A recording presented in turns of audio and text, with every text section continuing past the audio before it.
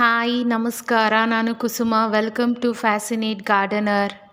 ಇವತ್ತಿನ ವಿಡಿಯೋದ್ರಲ್ಲಿ ಈ ಟಬ್ಬಲ್ಲಿರೋ ಎರೆಹುಳಗಳನ್ನೆಲ್ಲ ನಾನು ಕಲೆಕ್ಟ್ ಮಾಡಿ ಬೇರೆ ಟಬ್ಬಿಗೆ ಹೆಂಗೆ ಹಾಕ್ತೀನಿ ಅಂತ ನೀವು ಈ ವಿಡಿಯೋದ್ರಲ್ಲಿ ನೋಡ್ಬೋದು.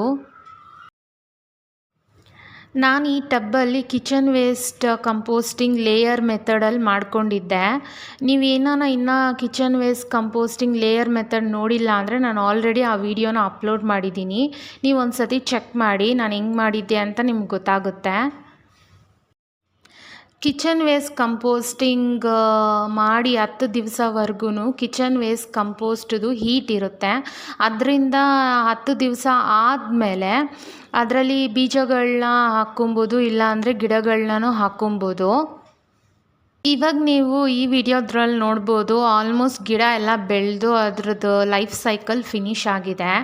ಇವಾಗ ನಾನು ಈ ಟಬ್ಬಿಂದನೇ ಎರೆಹುಳಗಳನ್ನ ಕಲೆಕ್ಟ್ ಮಾಡಿಕೊಂಡು ಹೊಸ ಕಿಚನ್ ವೇಸ್ಟ್ ಕಂಪೋಸ್ಟಲ್ಲಿ ಗಿಡಗಳಲ್ಲಿ ನಾನು ಹೆಂಗೆ ಈ ಎರೆಹುಳಗಳನ್ನ ಹಾಕ್ತೀನಿ ಅಂತ ಇಲ್ಲೊಂದು ಪ್ಲಾಸ್ಟಿಕ್ ಬಾಕ್ಸ್ ತೊಗೊಂಡಿದ್ದೀನಿ ಎರೆಹುಳಗಳೆಲ್ಲ ಕಲೆಕ್ಟ್ ಮಾಡಿ ಹಾಕೋಳಕ್ಕೆ. ಟೆರೆಸ್ ಗಾರ್ಡನ್ ಸ್ಟಾರ್ಟಿಂಗಲ್ಲಿ ನಾನು ಈ ಎರೆಹುಳಗಳನ್ನ ನೋಡ್ಕೊಂಡು ತುಂಬಾ ಹೆದರ್ಕೊತಾ ಇದ್ದೆ.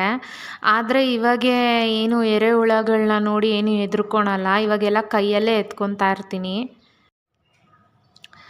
ನೆಕ್ಸ್ಟು ಕಿಚನ್ ವೇಸ್ಟ್ ಕಂಪೋಸ್ಟಿಂಗ್ ಮಾಡೋಕ್ಕಿಂತ ಮುಂಚೆ ನಾನು ಈ ಮಣ್ಣನ್ನೆಲ್ಲ ಚೆನ್ನಾಗೇ ಕ್ಲೀನ್ ಮಾಡ್ಕೊತೀನಿ. ಒಂದೊಂದು ಏನಾನ ಡಿಕಂಪೋಸ್ ಆಗಿಲ್ಲ ಅಂದರೆ ಅದನ್ನು ಮತ್ತೆ ಕಂಪೋಸ್ಟಿಂಗಿಗೆ ಹಾಕ್ಕೊತೀನಿ. ನಿಮಗೇನಾನ ಕೈಯಲ್ಲೇ ಎರೆಹುಳಗಳನ್ನ ಎತ್ಕೊಳಕ್ಕೆ ಇಷ್ಟ ಇಲ್ಲ ಅಂದರೆ ಕೈಗಳಿಗೆ ಗ್ಲೌಸ್ ಹಾಕ್ಕೊಂಡು ಎರೆಹುಳಗಳನ್ನ ಕಲೆಕ್ಟ್ ಮಾಡ್ಕೊಬೋದು. ಇಲ್ಲ ಅಂದರೆ ಚಿಕ್ಕದಾಗಿ ಏನಾನ ಕಡ್ಡಿಗಳಿದ್ದರೆ ಅದರಿಂದನೂ ಎರೆಹುಳಗಳನ್ನ ಎತ್ಬೋದು. ಒಂದು ಏನಂದರೆ ಹುಷಾರಾಗೆ ಎತ್ತಬೇಕಾಗುತ್ತೆ. ಎರೆಹುಳಗಳು ಯಾವುದೇ ಥರ ಡ್ಯಾಮೇಜ್ ಆಗದಿರ ನೋಡ್ಕೊಬೇಕು. ಇನ್ನೊಂದು ಏನಂದರೆ ಎರೆಹುಳಗಳು ಸ್ಕಿನ್ನಿಂದನೇ ಉಸಿರಾಡೋದ್ರಿಂದ ಅದನ್ನು ತುಂಬ ಹೊತ್ತು ಕೈಯಲ್ಲೇ ಇಟ್ಕೊಳೋದಾಗಲಿ ಇಲ್ಲಾಂದರೆ ಡ್ರೈ ಪ್ಲೇಸಲ್ಲಿ ಇಕ್ಕಕ್ಕೆ ಹೋಗಬಾರ್ದು. ಕಿಚನ್ ವೇಸ್ಟ್ ಕಂಪೋಸ್ಟಿಂಗ್ ಮಾಡೋ ಹಾಗೆ ದೇವ್ರಿಗೆ ಯೂಸ್ ಮಾಡಿರೋ ಹೂಗಳು ಹಾಕಿದ್ದೆ. ಆ ಹೂಗಳಲ್ಲಿರೋ ದಾರ ಡಿಕಂಪೋಸ್ ಆಗದಿರ ಹಿಂಗಿರುತ್ತೆ. ಒಂದೊಂದು ಸತಿ ಎರೆಹುಳಗಳಿಗೇನೂ ಸ್ವಲ್ಪ ತೊಂದರೆ ಆಗುತ್ತೆ ಈ ದಾರದಿಂದ. ದೇವ್ರ ಹೂವು ಅದರಲ್ಲಿ ಇದ್ದಿದ್ದ ದಾರಗಳನ್ನೆಲ್ಲನೂ ಕಲೆಕ್ಟ್ ಮಾಡಿ ಬಿಸಾಕ್ಬಿಡ್ತೀನಿ. ಇಲ್ಲಿ ನೀವು ನೋಡ್ಬೋದು ತೆಂಗಿನಕಾಯಿ ನಾರುಗಳನ್ನ ಹಂಗೆ ಹಾಕಿಬಿಟ್ಟಿದ್ದೆ. ಅದರಿಂದ ಅದು ಡಿಕಂಪೋಸ್ ಆಗಿಲ್ಲ. ಇದನ್ನೆಲ್ಲ ನಾನು ಒಂದೇ ಸೈಡಲ್ಲೇ ಹಾಕ್ಕೊಂಡು ಮತ್ತೆ ಇದು ಕಂಪೋಸ್ಟಿಂಗಿಗೆ ಹಾಕ್ಕೊತೀನಿ.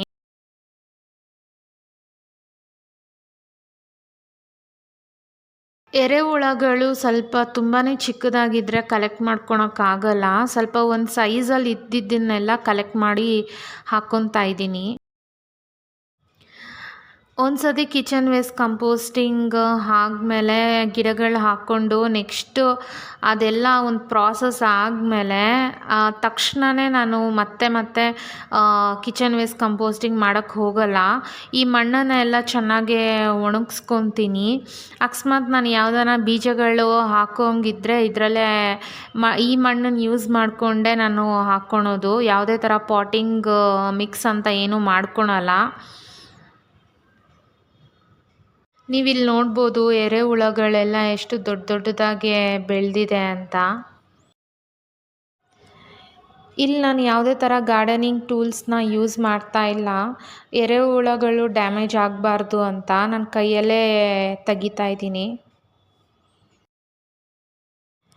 ಈ ಮಣ್ಣು ತುಂಬಾ ಫರ್ಟೈಲ್ ಆಗಿದೆ. ನೀವು ಮಣ್ಣು ಕಲರ್ ನೋಡ್ಬೋದು ಎಷ್ಟು ಕಪ್ಪಗೆ ಇದೆ ಅಂತ.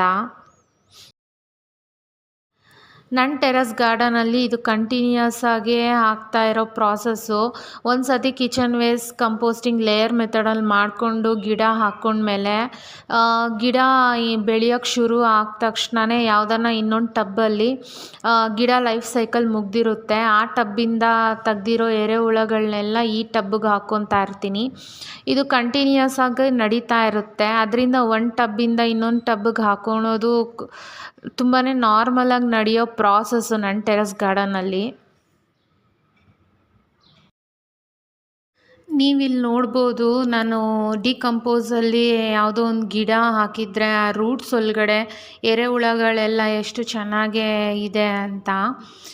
ಎರೆಹುಳಗಳು ಯಾವಾಗೂ ಅಷ್ಟೇ ಯಾವುದನ ಅದಕ್ಕೆ ಗಟ್ಟಿಯಾಗಿರೋದಿಲ್ಲ ಅಂದರೆ ಶೆಲ್ ಥರ ಎಗ್ ಶೆಲ್ಸ್ ಎಲ್ಲ ಹಾಕ್ತೀವಲ್ವ ಅದರಲ್ಲಿ, ಇಲ್ಲ ಅಂದರೆ ಇಂಥ ಗಿಡದ್ದು ಕಡ್ಡಿಗಳಲ್ಲೆಲ್ಲ ಇರುತ್ತೆ. ಎರೆಹುಳಗಳನ್ನ ಎತ್ತೋವಾಗೆ ನನ್ನ ಕೈಗಳಿಗೇನು ಗ್ಲೌಸ್ ಅಂತ ಏನೂ ಹಾಕ್ಕೊಳಲ್ಲ.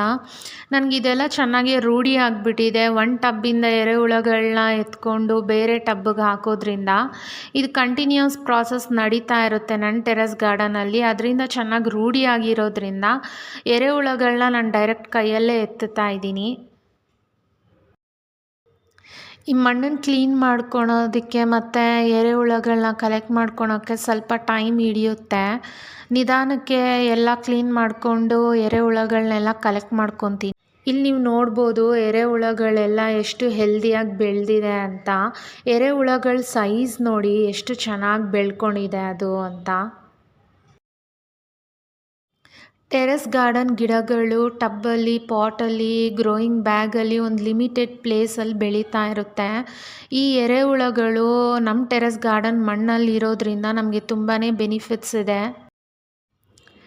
ಎರೆಹುಳಗಳು ಮಣ್ಣಲ್ಲಿ ಚೆನ್ನಾಗಿ ತಿರುಗೋದ್ರಿಂದ ಸಾಯಿಲ್ ಏರಿಯೇಷನ್ ಆಗಿರುತ್ತೆ. ಅದರಿಂದ ಡೈರೆಕ್ಟ್ ರೂಟ್ಸ್ಗೆ ಗಾಳಿ ಆಡೋದ್ರಿಂದ ಗಿಡ ತುಂಬಾ ಚೆನ್ನಾಗಿ ಬೆಳೆಯುತ್ತೆ. ಎರೆಹುಳಗಳು ಒಣಗಿರೋ ಎಲೆಗಳನ್ನ ಮತ್ತು ಗಿಡದ್ದು ಒಣಗಿರೋ ರೂಟ್ಸ್ನೆಲ್ಲ ತಿಂದು ವೇಸ್ಟ್ ಹಾಕಿರುತ್ತೆ. ಆ ವೇಸ್ಟಿಂದ ಸಾಯಿಲ್ ಫರ್ಟಿಲಿಟಿ ಇಂಪ್ರೂವ್ ಆಗುತ್ತೆ ಮತ್ತು ಡೈರೆಕ್ಟಾಗೇ ಗಿಡಗಳಿಗೆ ನ್ಯೂಟ್ರಿಯೆಂಟ್ಸ್ ಕೂಡ ಸಿಕ್ಕುತ್ತೆ. ಕಿಚನ್ ವೇಸ್ಟ್ ಕಂಪೋಸ್ಟಿಂಗಲ್ಲಿ ಎರೆಹುಳಗಳಿರೋದ್ರಿಂದ ತುಂಬಾ ಬೇಗ ಕಂಪೋಸ್ಟಿಂಗ್ ರೆಡಿ ಆಗುತ್ತೆ. ನನ್ನ ಟೆರೆಸ್ ಗಾರ್ಡನಲ್ಲಿ ನಾನು ಯಾವುದೇ ಥರ ಕೆಮಿಕಲ್ಸ್ನ ಯೂಸ್ ಮಾಡಲ್ಲ. ನ್ಯಾಚುರಲ್ ಕಂಪೋಸ್ಟಿಂಗ್ ಮಾಡೋದ್ರಿಂದ ಎರೆಹುಳಗಳಿಗೆ ಯಾವುದೇ ಥರ ತೊಂದರೆ ಆಗಲ್ಲ. ಮಣ್ಣಲ್ಲಿ ಎರೆಹುಳಗಳು ಮೇಲೆ ಕೆಳಗಡೆ ಹೋಗೋದ್ರಿಂದ ಮಣ್ಣು ತುಂಬಾ ತೇವಾಂಶವಾಗಿರುತ್ತೆ. ಎರೆಹುಳಗಳು ಕಿಚನ್ ವೇಸ್ಟನ್ನ ತಿಂದು ಗಿಡಗಳಿಗೆ ತುಂಬಾ ಈಸಿಯಾಗಿ ನ್ಯೂಟ್ರಿಯೆಂಟ್ಸ್ನ ಅಬ್ಸರ್ವ್ ಮಾಡೋದ್ರಲ್ಲಿ ಹೆಲ್ಪ್ ಮಾಡುತ್ತೆ. ಮಣ್ಣಲ್ಲಿ ಎರೆಹುಳಗಳು ಇರೋದ್ರಿಂದ ಮೈಕ್ರೋಬಿಯಲ್ ಆ್ಯಕ್ಟಿವಿಟೀಸ್ ಜಾಸ್ತಿ ಆಗುತ್ತೆ. ಮಣ್ಣಿನ ಸೂಕ್ಷ್ಮ ಜೀವಿಗಳು ಜಾಸ್ತಿ ಆಗುತ್ತೆ. ಅದರಿಂದ ಸಾಯಿಲ್ ಫರ್ಟಿಲಿಟಿನೂ ಹೆಚ್ಚಾಗುತ್ತೆ ಮತ್ತು ಗಿಡದ ರೋಗ ಪ್ರತಿರೋಧ ಶಕ್ತಿ ಕೂಡ ಜಾಸ್ತಿ ಆಗುತ್ತೆ.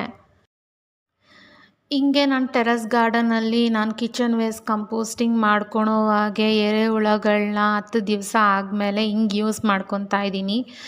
ಬಟ್ ಇದು ಯಾವುದೇ ಥರ ವರ್ಮಿ ಕಂಪೋಸ್ಟಿಂಗ್ ಮೆಥಡ್ ಅಲ್ಲ. ವರ್ಮಿ ಕಂಪೋಸ್ಟಿಂಗಲ್ಲಿ ಎರೆಹುಳಗಳಿಗೆ ಕಿಚನ್ ವೇಸ್ಟು ಫುಡ್ಡಾಗಿ ಹಾಕ್ತಾನೆ ಇರ್ತಾರೆ. ಆದರೆ ಇಲ್ಲಿ ಕಿಚನ್ ವೇಸ್ಟ್ ಕಂಪೋಸ್ಟಿಂಗಲ್ಲಿ ನಾನು ಫುಡ್ ಅಂತ ಮತ್ತು ಕಿಚನ್ ವೇಸ್ಟ್ ಹಾಕಕ್ಕೆ ಹೋಗಲ್ಲ.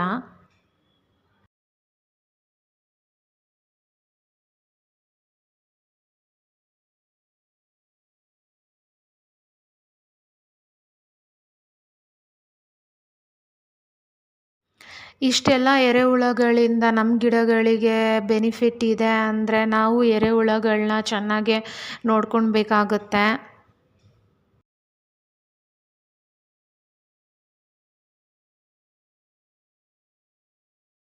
ನೀವಿಲ್ಲಿ ನೋಡ್ಬೋದು ಒಂದು ಟಬ್ಬಿಂದ ನನಗಿಷ್ಟು ಎರೆಹುಳಗಳು ಸಿಕ್ಕಿದೆ.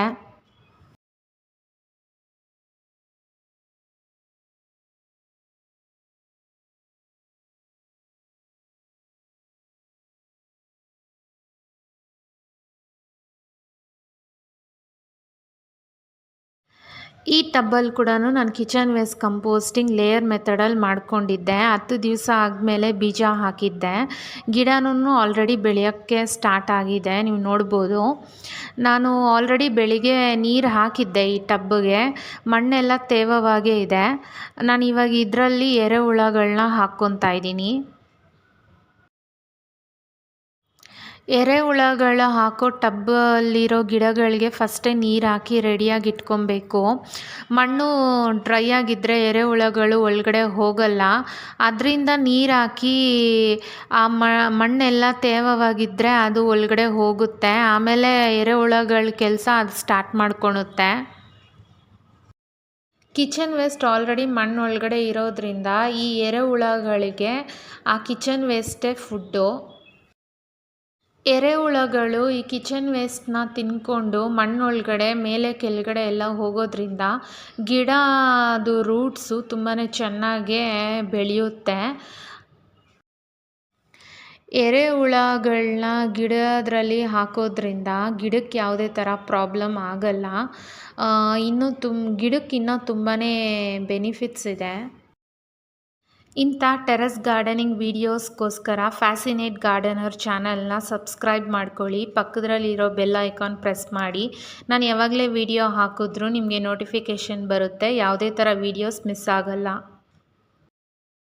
ಎರೆಹುಳಗಳನ್ನ ಹಾಕ್ಮೇಲೆ ಮಣ್ಣು ಡ್ರೈ ಆಗದಿರಂಗೆ ನೋಡ್ಕೊಬೇಕು. ನೀರು ಹಾಕ್ಕೊಂಡು ಮಣ್ಣನ್ನು ಸ್ವಲ್ಪ ತೇವಾಂಶವಾಗಿ ಇಟ್ಕೊಬೇಕಾಗುತ್ತೆ. ನೀರು ಜಾಸ್ತಿ ಆಗಿ ಇಲ್ಲಾಂದರೆ ಡ್ರೈನೇಜ್ ಹೋಲ್ ಏನಾನ ಬ್ಲಾಕ್ ಆಗಿದ್ರೂ ಎರೆಹುಳಗಳೆಲ್ಲ ಆಚೆ ಬಂದ್ಬಿಡುತ್ತೆ. ಅದರಿಂದ ಡ್ರೈನೇಜ್ ಹೋಲು ನೋಡ್ಕೊಳ್ಬೇಕು. ಮಣ್ಣೇನಾನ ತುಂಬಾ ಡ್ರೈ ಆಗಿದೆ ಅಂದರೂ ಕೂಡ ಎರೆಹುಳಗಳು ಡ್ರೈನೇಜ್ ಹೋಲಿಂದನೇ ಆಚೆ ಬಂದ್ಬಿಟ್ಟಿರುತ್ತೆ. ಆವಾಗೇ ನೀವು ಗಿಡಗಳಲ್ಲಿ ಮತ್ತೆ ನೀರು ಹಾಕಿ ಎರೆಹುಳಗಳನ್ನ ಎತ್ಕೊಂಡು ಮತ್ತೆ ಟಬ್ಬಲ್ಲಿ ಬಿಡ್ಬೋದು.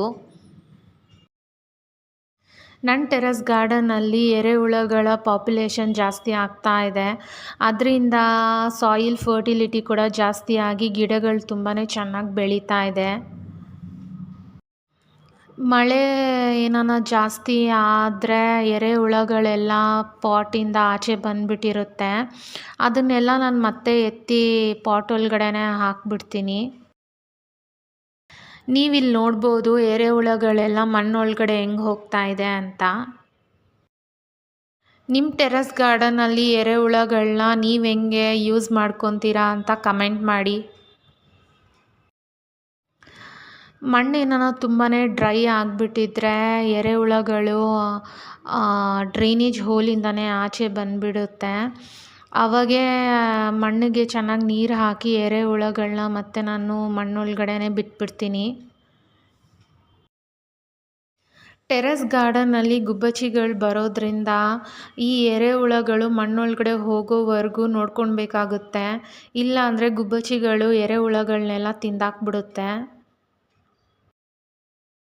ಎರೆಹುಳಗಳು ತುಂಬಾ ಮಾಯಿಸ್ಟಾಗಿರುತ್ತೆ. ಅಕಸ್ಮಾತ್ ಅದೇನಾನ ಡ್ರೈ ಪ್ಲೇಸಲ್ಲಿ ಇಲ್ಲ ಬಿಸಿಲಲ್ಲಿ ಏನಾನ ಹೋಯಿತು ಅಂದರೆ ಎರೆಹುಳಗಳು ಸತ್ತೋಗುತ್ತೆ. ಈ ಮಣ್ಣೆಲ್ಲ ಕ್ಲೀನ್ ಮಾಡಿ ಆಯಿತು. ಈ ಮಣ್ಣನ್ನು ನಾನು ಚೆನ್ನಾಗಿ ಬಿಸಿಲಲ್ಲಿ ಒಣಗಿಸ್ಕೊತೀನಿ. ನನ್ನ ಟೆರೆಸ್ ಗಾರ್ಡನಲ್ಲಿ ನಾನು ಎರೆಹುಳಗಳನ್ನ ಹೆಂಗೆ ಕಲೆಕ್ಟ್ ಮಾಡಿ ಇನ್ನೊಂದು ಟಬ್ಬಿಗೆ ಹಾಕ್ತೀನಿ ಅಂತ ತುಂಬ ಡೀಟೇಲಾಗಿ ಈ ವಿಡಿಯೋದ್ರಲ್ಲಿ ತೋರಿಸ್ಕೊಟ್ಟಿದ್ದೀನಿ. ನಿಮ್ಗೆ ಈ ವಿಡಿಯೋ ಇಷ್ಟ ಆಗಿದ್ದರೆ ಲೈಕ್, ಶೇರ್, ಕಮೆಂಟ್ ಮಾಡಿ. ಮತ್ತೆ ಸಿಗೋಣ. ಬಾಯ್. Thanks for watching.